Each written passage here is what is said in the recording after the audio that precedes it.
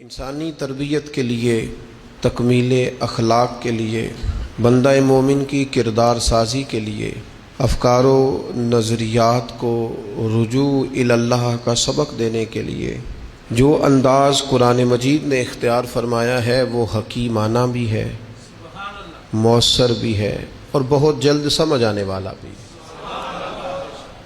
انسان کے ذہن و فکر میں جتنی چیزیں ابھر سکتی ہیں ان سب کے جوابات بھی، اس کو اپنی تعمیر کے لیے کن چیزوں کو اختیار کرنا چاہیے ان کے اختیار کرنے کا اسے پیغام بھی، اور پھر اس کے نتیجے کے طور پر اللہ کی بارگاہ سے اسے ملے گا کیا اس انعام کا اعلان بھی۔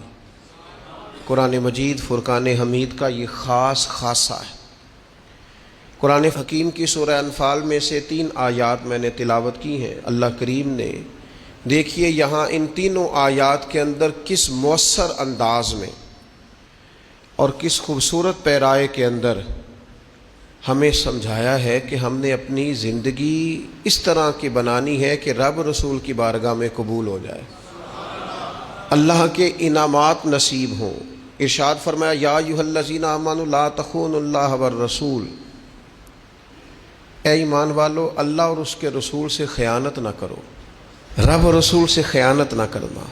وَتَخُونُوا أَمَانَاتِكُمْ وَأَنْتُمْ تَعْلَمُونَ، اور آپس میں بھی ایک دوسرے کے ساتھ خیانت نہ کرنا حالانکہ تم جانتے ہو۔ حضرت عبداللہ ابن عباس رضی اللہ تعالیٰ عنہ اس آیہ کریمہ کے تحت فرمایا کرتے تھے جس نے فرض چھوڑے اس نے اللہ سے خیانت کی، اور جس نے سنت کا ترک کیا معاذ اللہ اس نے نبی پاک علیہ السلام سے خیانت کی۔ جس نے فرض چھوڑے اس نے اللہ سے خیانت کی، اور جس نے سنت کا ترک کیا اس نے نبی پاک سے خیانت کی۔ وَتَخُونُوا أَمَانَاتِكُمْ، اور آپس میں بھی ایک دوسرے سے خیانت نہ کرو۔ وَأَنْتُمْ تَعْلَمُونَ، اور تم جانتے ہو، تمہیں پتہ ہے امانت کیا ہے، خیانت کیا ہے، اس کی تمہیں خبر ہے۔ یہ اللہ نے تمہارے فطری تقاضوں میں بات رکھ دی ہے، تمہیں پتہ ہے یہ کیا ہے۔ اس کے لیے یہ مت سمجھنا کہ تمہیں کسی بہت بڑے فلسفے کی ضرورت ہے یا بہت بڑی کتابیں پڑھنے کی ضرورت ہے، یہ تمہیں پتہ ہے کہ امانت کیا ہے اور خیانت کیا ہے، اور یہ ہمیں خبر ہوتی ہے۔ ڈھیر سارے لوگوں کو پتہ ہوتا ہے کہ میں جو کر رہا ہوں وہ دیانتداری ہے کہ بددیانتی ہے، تمہیں خبر ہے۔ پھر ساتھ ہی آگے فرمایا بددیانتی بندہ کیوں کرتا ہے، کون سی چیزیں سبب بنتی ہیں بددیانتی کا؟ فرمایا وَاعْلَمُوا أَنَّمَا أَمْوَالُكُمْ وَأَوْلَادُكُمْ فِتْنَةٌ، فرمایا خوب جان لو کہ تمہارے مال اور تمہاری اولاد فتنہ ہے، یہ تمہارے لیے آزمائش ہے۔ مال کی محبت میں بددیانتی کرتے ہو، اولاد کے لیے جمع کرنے کے لیے بددیانتی کرتے ہو تو فتنہ ہے، ان کو دیکھ کر بددیانتی کر رہے ہو۔ دیکھیے پہلے کہا بددیانتی نہ کرو، خیانت نہ کرو، اور ساتھ ہی جو چیزیں اس کا سبب بنتی ہیں، جو اس کی وجہ بنتی ہیں، ساتھ ہی ان کا ذکر فرما دیا۔ فرمایا مال اور اولاد اچھی طرح سمجھ لو یہ فتنہ ہے، یہ آزمائش ہے۔ تو مالک اگر یہ آزمائش ہے تو پھر ہمارے لیے کیا ہے؟ فرمایا وَأَنَّ اللَّهَ عِندَهُ أَجْرٌ عَظِيمٌ، بے شک اللہ تعالیٰ کے پاس تمہارے لیے اجر عظیم ہے۔ تم دیانتداروں جیسی زندگی گزارو، متقین جیسی زندگی گزارو، امانت دار بنو، اللہ کے پاس تمہارے لیے اجر عظیم ہے۔ اور پھر آگے ارشاد فرمایا یا ایھا الذین آمنوا ان تتقوا اللہ یجعل لکم فرقان، اے ایمان والو اگر تم اللہ تعالیٰ سے ڈرتے رہو گے تو وہ تمہارے اندر حق اور باطل میں تمیز کرنے کی قوت پیدا کر دے گا، وہ تمہیں نور بصیرت عطا کر دے گا۔ اللہ سے اگر ڈرو گے تو پھر اللہ تبارک و تعالیٰ تمہیں وہ نور دے گا جس سے تم حق اور باطل میں تمیز کر سکو گے، یعنی تمہارے فیصلے ٹھیک ہونے لگ جائیں گے، تمہیں قوت فیصلہ نصیب ہوگی، اور مالک اتنا ہی ملے گا۔ تو 3 باتیں اس آیہ کریمہ میں ارشاد فرمائی۔ فرمایا ایک تو اللہ تمہیں فرقان دے گا، حق اور باطل میں تمیز کرنے کی قوت دے گا، اور دوسرا فرمایا وَيُكَفِّرْ عَنْكُمْ سَيِّئَاتِكُمْ، اللہ تمہارے گناہوں کو دور کر دے گا،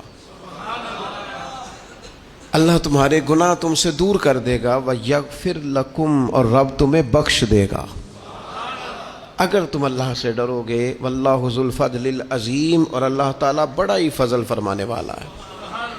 زندگی میں کچھ چیزیں طے کر لیں، بددیانتی ٹھیک نہیں ہوتی.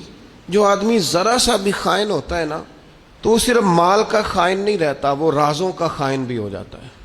وہ صرف پیسوں کی ہیرا پھیری نہیں کرتا، وہ تعلقات اور رشتوں کی ہیرا پھیری بھی کرتا ہے.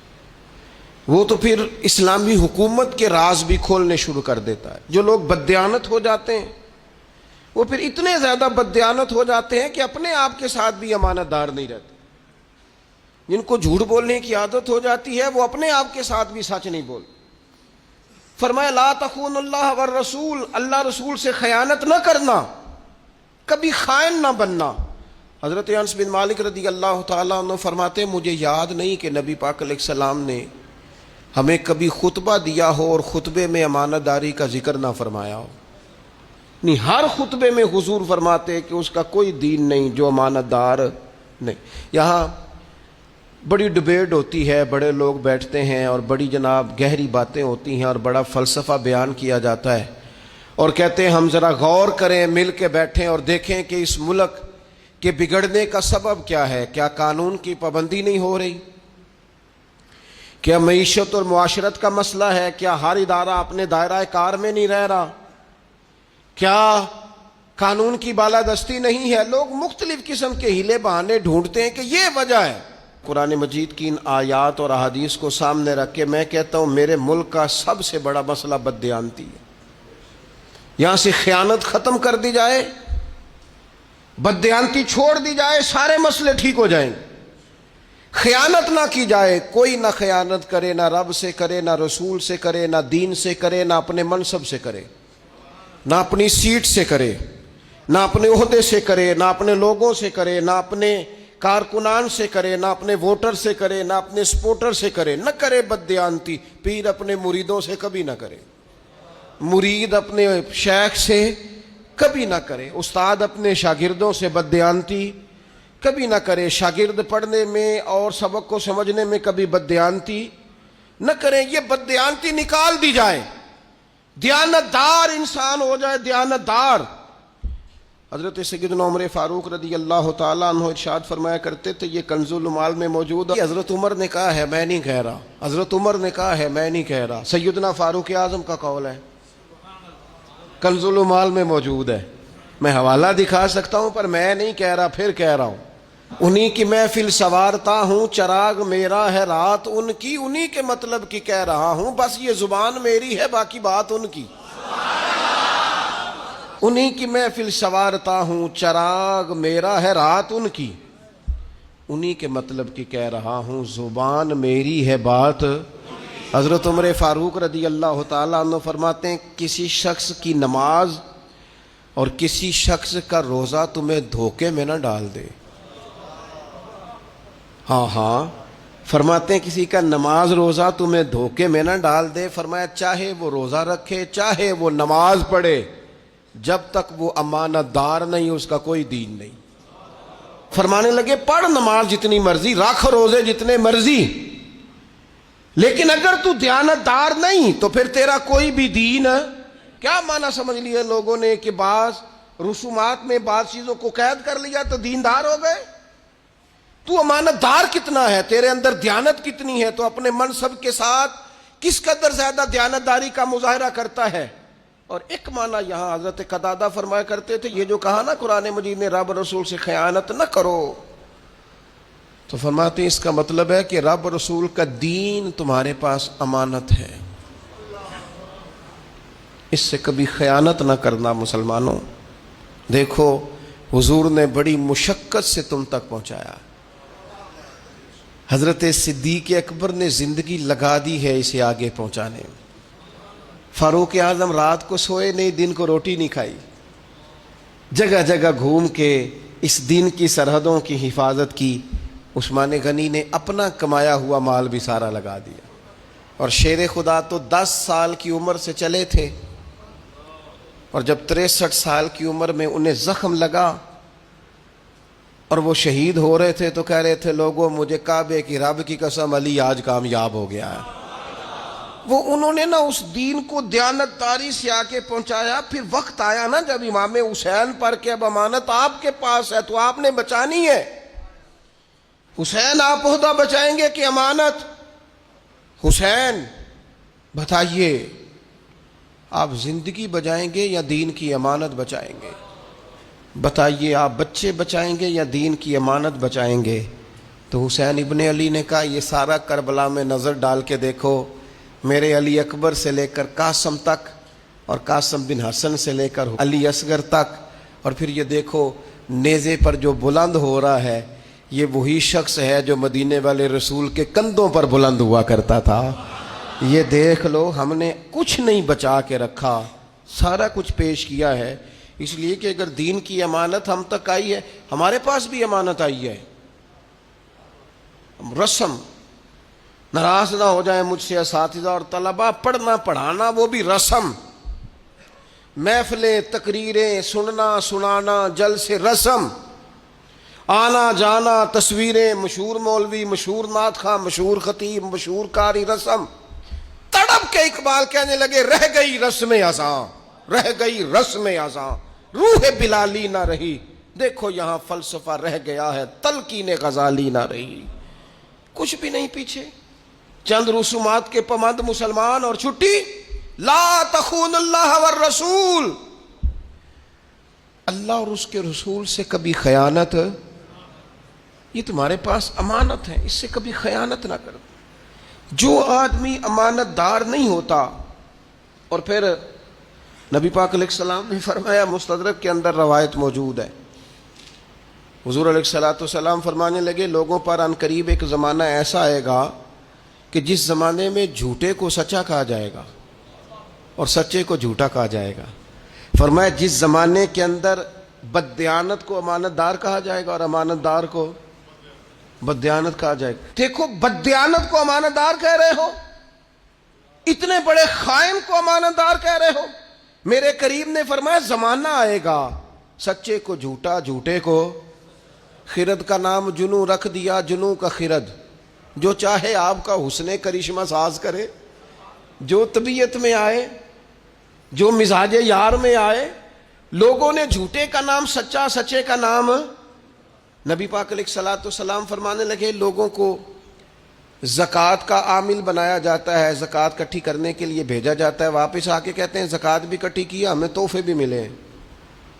تو حضور فرمانے لگے گھر میں جا کے اماں کے پاس بیٹھو، پھر پتہ کرتے ہیں تمہیں تحفے کتنے ملتے ہیں۔ کہ جیسے ہی کوئی بندہ کسی سرکاری عہدے پہ آتا ہے وہ کہتا ہے مجھے فلانے نے گفٹ دیا ہے، اور میرے بھائی پہلے کیوں نہیں دیا تھا؟ یہ تیرے عہدے کا ہدیہ ہے، یہ تیرے عہدے کا گفٹ ہے، تیرا گفٹ نہیں ہے۔ یاد رکھیے گا، بددیانتی نہیں، خیانت نہیں، کسی مقام پر بھی جھوٹ نہیں، یہ بندے کو کمزور بندہ نہ۔ میں ان ساری باتوں کا نچوڑ اپنے لفظوں میں کہنے لگا ہوں، میں کوئی بڑا آدمی نہیں ہوں کہ میرا کوئی قول ہو یا میرا کوئی قول بیان ہو۔ ان ساری باتوں کا نچوڑ اور ڈھیر ساری چیزیں پڑھنے کے بعد ایک بات آپ کے سامنے رکھنے لگا ہوں، اسے یاد رکھنا۔ جو آدمی بددیانت ہو جاتا ہے نا، خائن ہو جاتا ہے نا، خیانت کرتا ہے، وہ آدمی اپنے آپ کے ساتھ بھی مخلص نہیں رہتا۔ اقبال کہنے لگے اپنے من میں ڈوب کر پا جا سراغ زندگی، اور چل تو اگر میرا نہیں بنتا اپنا تو بن، اے اپنا ہی بن جا اپنے آپ کے ساتھ۔ لیکن بددیانت آدمی کبھی اپنے آپ کے ساتھ بھی مخلص، تو اگر میرا نہیں بنتا نہ بن، اور چل اپنا ہی بن، لیکن اپنا بننے کو بھی تیار، خیانت نہ کرے زندگی میں۔ اور جہاں تک اس بات کا تعلق ہے کہ خیانت کیوں ہوتی ہے، میں جی بچوں کے لیے کما رہا ہوں، بچوں کے رازق آپ ہیں کہ اللہ ہے؟ کہتے ہیں بچوں کے لیے کر رہا ہوں۔ اچھا بچوں کے لیے کوئی نہیں کرتے، بچوں کے لیے کما رہا ہوں، مکان بچوں کے نام ہے کہ ابا جی کے؟ بینک بیلنس ایسے ہی بچوں کے لیے کما رہے تو دے نا بچوں کو، تیرا پتہ چلے، کرنا وقت پہ نام۔ بچوں کو تو آخری دن تک کہہ رہا ہے یہ نہیں ملتی تو انہوں کوئی شے، یہ تو بات دیکھوں گا جب تم میرے فرما بردار ہوگے تو پھر دیکھوں گا کسی کو کیا دینا۔ اللہ فرماتے ہیں کیا دھوکہ دے رہا ہے اپنے آپ کو، اولاد کی بات کرتا ہے، مال کے لیے دوڑتا ہے۔ فرمایا وَاعْلَمُوا أَنَّمَا أَمْوَالُكُمْ وَأَوْلَادُكُمْ فِتْنَةٌ، خوب جان لو یہ مال اور اولاد۔ نبی پاک علیہ السلام کی بارگاہ میں ایک بچہ لایا گیا تو حضور نے اس سے پیار کیا، اور بوسہ لے کے حضور فرمانے لگے یہ جو اولاد ہے نا یہ بندے کو بخیل بھی کر دیتی ہے اور بزدل بھی کر دیتی ہے۔ اس سے پیار کرنے کا حکم ہے، اپنے بچوں سے محبت کا کہا گیا، لیکن اس محبت میں اتنا غلو نہ کرے کہ بچوں کے کہنے پر حرام کٹھا کرتا پھرے، اس میں اتنا غلو نہ کرے کہ بچوں کے کہنے پر، بیوی کے کہنے پر ناجائز مال جمع کرے، اس میں اتنا غلو نہ کرے کہ وہ اپنے بچوں کو پالنے کے لیے کسی کے بچوں کا حق مارنا شروع کر دے، اس لیے کہ یہ آزمائش ہے مال اور اولاد۔ اس طرح آگے دور نہ نکل جائے کہ وہ اپنا گھر سجانے کے لیے کسی کے گھر کو اجاڑ دے، اپنا آنگن روشن کرنے کے لیے کسی کے گھر میں اندھیرا کر دے۔ فرمایا یہ مال اور اولاد فتنہ ہے، اور اس معنی میں بھی فتنہ ہے کہ اگر تم نے مال کمایا اور صحیح جگہ پہ خرچ نہ کیا تو پھر بھی آزمائش، اولاد ہے اور اس کی صحیح تربیت نہیں کی تو پھر بھی آزمائش ہے۔ بچے صحابہ کے بھی تھے، بچے اہل البیت کے بھی تھے، اولیاء اللہ کے بھی تھے، لیکن وہ جب اپنی زندگی ترتیب دیتے تھے تو اولاد دیکھ کے ترتیب نہیں دیتے تھے، رب رسول کو دیکھ کے ترتیب دیتے تھے، اللہ رسول کو۔ حضرت عمر بن عبدالعزیز رحمۃ اللہ علیہ اتنے بڑے بادشاہ تھے، آخری عمر میں اپنے بچوں کو بلا کے کہنے لگے پتر تمہارا باپ بڑا بزدل تھا، تمہارے لیے جائیداد نہیں بنا سکا۔ کہا بجی آپ تو بڑے بہادر ہیں، اتنے مار کے فتح کی۔ یہ فرمانے لگے نہیں میں بزدل تھا، میں دوزخ کی آگ سے ڈر گیا، ناجائز نہیں اکٹھا کر سکا تمہارے لیے، بزدل تھا تمہارا باپ، میں نہیں کر سکا تمہارے لیے، اس لیے کہ میں اگر تمہاری ضروریات دیکھتا تو پھر اور بات تھی، لیکن میں نے تمہاری ضروریات نہیں دیکھی، میں نے رب رسول کی ہدایات دیکھی ہے، اس طرف میری توجہ گئی ہے۔ میں اولاد کو سامنے رکھ کے بلیک میل نہیں ہوا، میں نے اللہ رسول کے دین کو فوقیت دی ہے، اس کو میں نے فتنے کو فتنہ ہی جانا ہے، میں نے اسے کبھی بھی ذہن اور دماغ پر سوار نہیں کیا۔ حضرت عمر فاروق رضی اللہ تعالیٰ عنہ کے بیٹے ملک سے باہر گئے اور تجارت کر کے، باقی لوگ بھی گئے تھے لیکن حضرت عمر کے بیٹے ذرا زیادہ نفع کما کے لائے تو جناب فاروق اعظم فرمانے لگے تجھے زیادہ نفع کیوں ہوا؟ کہنے لگے لوگوں نے مال زیادہ خریدا ہے۔ فرمایا لوگوں کو پتہ چل گیا ہوگا تو عمر کا بیٹا ہے، تو امیر المومنین کا بیٹا ہے۔ کہا حضور وہ تو بات ہے، تو آپ فرمانے لگے پھر جتنا نفع لوگوں کو ہوا ہے نا اتنا رکھ لے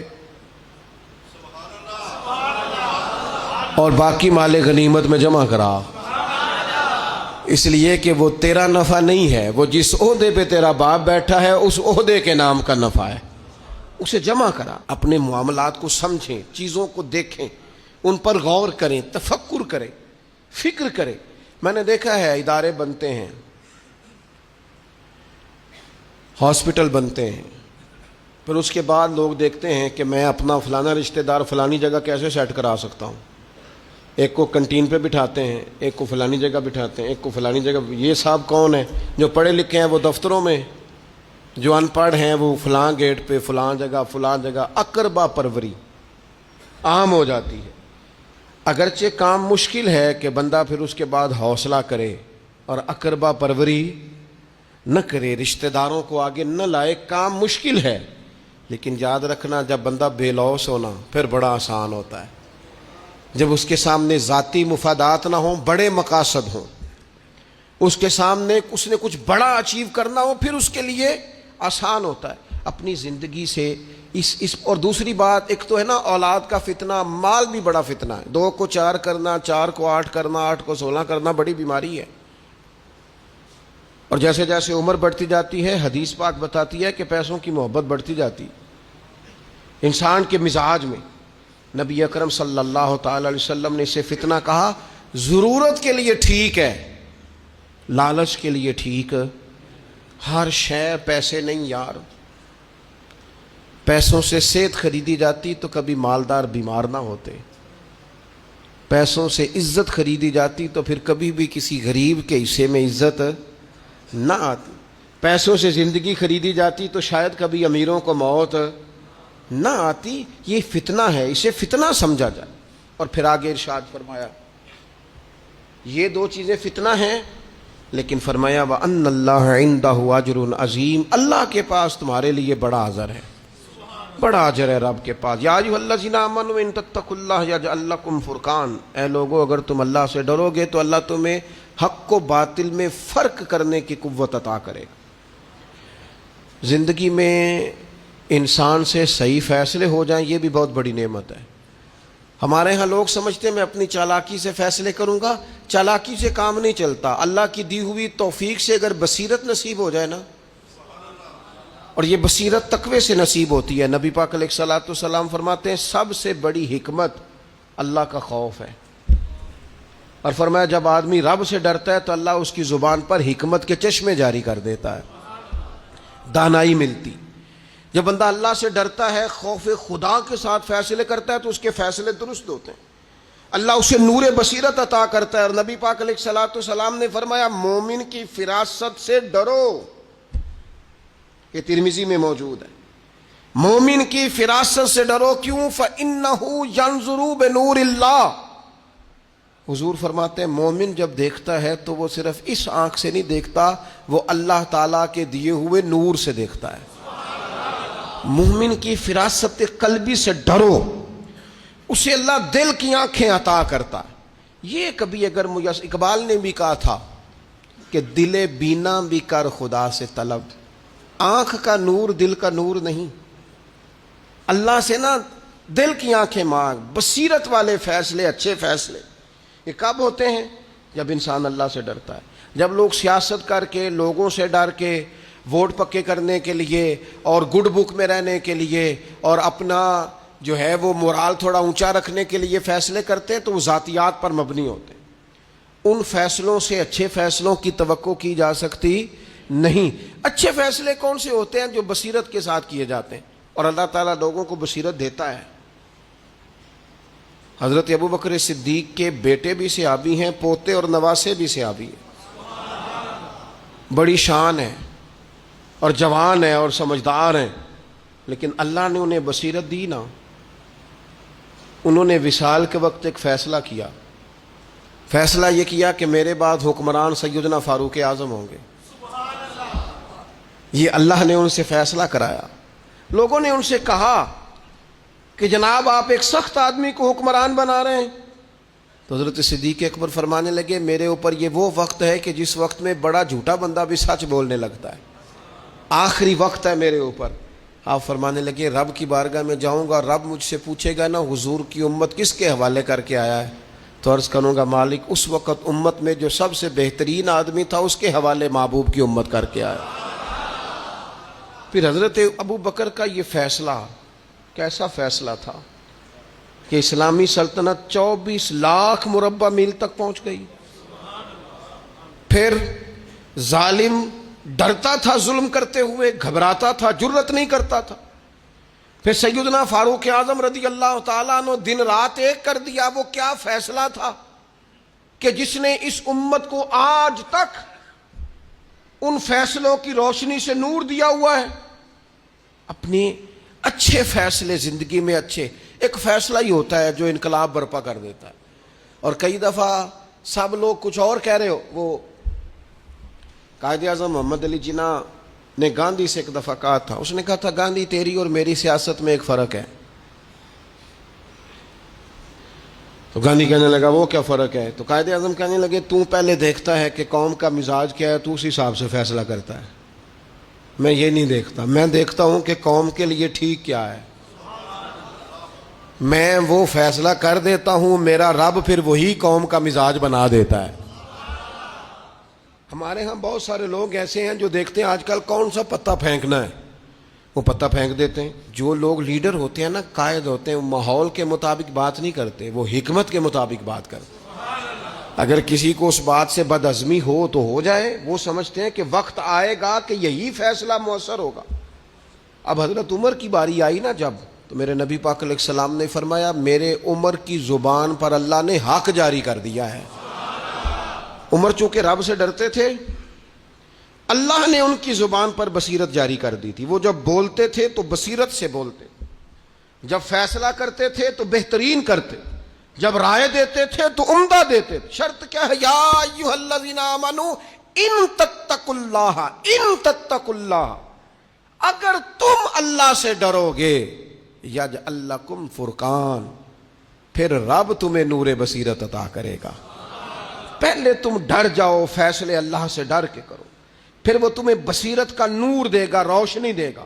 حضرت عمر کو ملی، اور سیدنا عثمان غنی کا تو یہ حال تھا کہ ایک شخص آپ کے پاس آیا اور وہ بات کرنے لگا تو آپ فرمانے لگے بد نگاہی کر کے آیا،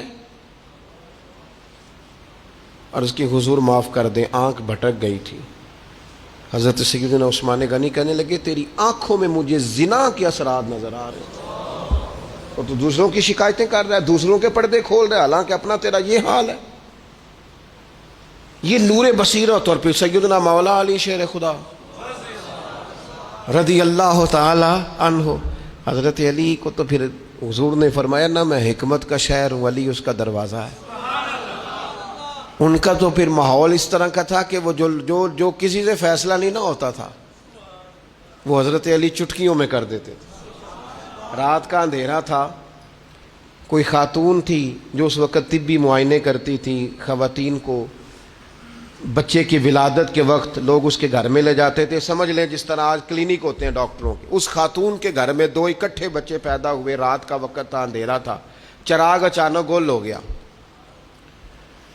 اب ایک کے ہاں بیٹی ہے، دوسرے کے ہاں بیٹا ہے۔ تو حضرت علی المرتضیٰ شیر خدا کرم اللہ تعالی وجہ الکریم کی بارگاہ میں فیصلہ آیا، حضور دونوں کہہ رہی ہیں بیٹا ہمارا ہے، فیصلہ کریں۔ ہر قاضی پریشان ہے، گواہ ہے کوئی نہیں، رات کا وقت ہے، اندر 2-3 عورتیں ہی ہیں اور پتہ ان کو بھی کوئی نہیں، کیسے فیصلہ کریں؟ تو حضرت علی کہنے لگے مشکل بات ہی کوئی نہیں۔ جب عورت کے ہاں ولادت ہوتی ہے تو اللہ تعالیٰ اس کے سینے میں دودھ بھی عطا کرتا ہے۔ فرمایا تھوڑا تھوڑا دودھ دونوں کا نکال کے تول لو، جس کا دودھ وزنی ہوگا بیٹا اس کا ہے۔ حضور یہ آپ نے کہاں سے فیصلہ کیا؟ فرمانے لگے قرآن پاک سے۔ کہا وہ کس طرح؟ فرمانے لگے اللہ نے قرآن میں بیٹے کا حصہ ہی ڈبل رکھا ہے۔ یا ایھا الذین آمنوا ان تتقوا اللہ یجعل لکم فرقان، اگر تم اللہ سے ڈرو گے تو اللہ تمہیں نور بصیرت عطا کرے گا۔ اللہ نے بیٹے کا حصہ ڈبل رکھا ہے، فرمایا لہذا جب بیٹا پیدا ہوتا ہے تو عورت کے دودھ میں طاقت بھی ڈبل ہوتی ہے، لہذا جا کے تول لو۔ لوگوں نے واقعی تولا اور آگے کہنے لگے اب تو ہمارا بڑا دل کرتا ہے علی آپ کی بار بار زیارت کریں۔ وہ تو ہے نا کہ 25% زیادہ ہو، حضور ایسا نہیں ہوا، ڈبل ہی زیادہ ہے، آدھا وزن زیادہ ہے، یہ دیکھا ہے ہم نے۔ تو جب بندہ اللہ سے ڈرتا ہے پھر اللہ تعالیٰ اسے نورے، ہم فیصلہ کرتے ہی ایسا ہے جس میں کوئی ناراض نہ ہو، حالانکہ یہ ہو سکتا نہیں۔